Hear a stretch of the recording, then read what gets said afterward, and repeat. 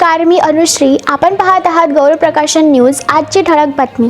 उन्हाचा तडाखा वाढताच गरिबांचा फ्रीज ठरतो आधार. मातीच्या माठांनी पुन्हा जिंकली जनतेची मनं.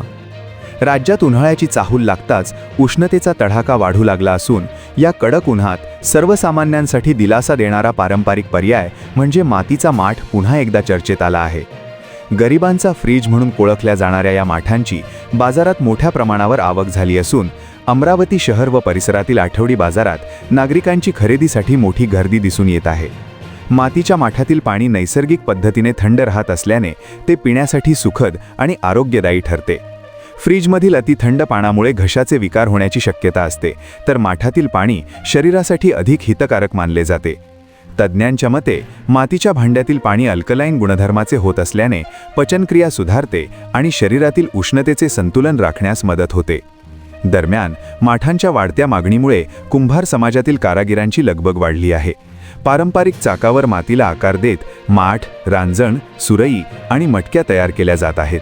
या हंगामी व्यवसायामुळे अनेक कारागिरांना रोजगार मिळत असून त्यांच्या उत्पन्नातही वाढ होत आहे.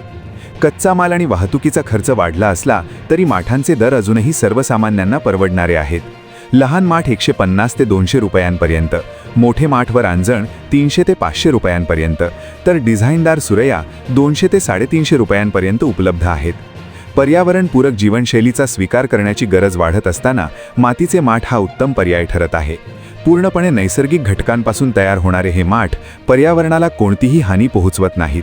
त्यामुळे अनेक कुटुंबे फ्रीजचा वापर कमी करून पुन्हा पारंपरिक माठांकडे वळताना दिसत आहेत. एकंदरीत कडक उन्हात थंडावा देणारा मातीचा माठ हा केवळ पाण्याचे भांडे नसून आरोग्य, परंपरा, रोजगार आणि पर्यावरण यांचा सुंदर संगम ठरत आहे. अमरावतीतून गौरव प्रकाशन न्यूजसाठी बंडू कुमार. आपणास गौरव प्रकाशनची ही बातमी कशी वाटली कमेंटमध्ये अवश्य लिहा. गौरव प्रकाशन चॅनलला लाईक करा, शेअर करा, सबस्क्राईब करा. धन्यवाद.